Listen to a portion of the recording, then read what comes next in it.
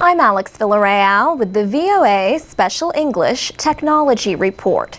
In January, a 5-day internet shutdown in Egypt failed to stop the protests that forced President Hosni Mubarak to resign. But it raised a technical question. Just how were Egyptian officials able to shut down internet service in their country? Craig Labovitz is chief scientist at Arbor Networks, an internet security company in the American state of Michigan. Mr. Labovitz says the internet is not as indestructible as people might think. He says there are points where the flow of computer traffic can be restricted. Mr. Labovitz says his researchers tracked the internet shutdown in Egypt as it was being carried out. He explains that in Egypt, internet users connect to the outside world through a small number of providers with international links. He said there are 100 or more providers within the country, domestic providers. But there really are only 4 providers that have links to the external world. And there are an even smaller number of data centers where the fiber optics cross Egypt. So only a handful of machines need to be shut down to have this kind of disruption.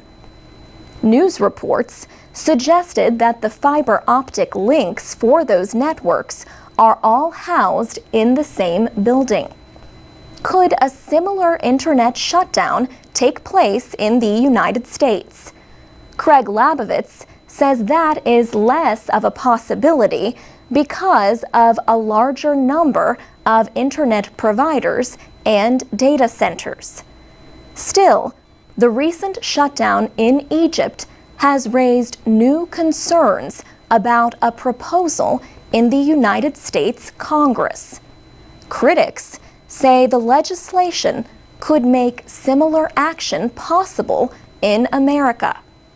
The measure is known as the Protecting Cyberspace as a National Asset Act. Senator Joseph Lieberman of Connecticut first proposed the bill last June.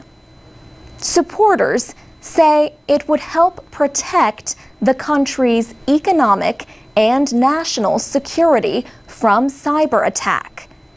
It would give the president the emergency power to shut down or seize parts of the nation's internet in the event of a major threat. Critics say the bill would give the president too much power. Some people call it the kill switch bill, an easy way to shut off the internet. They say the government could use it to censor the web and control the flow of information. For VOA Special English, I'm Alex Villarreal.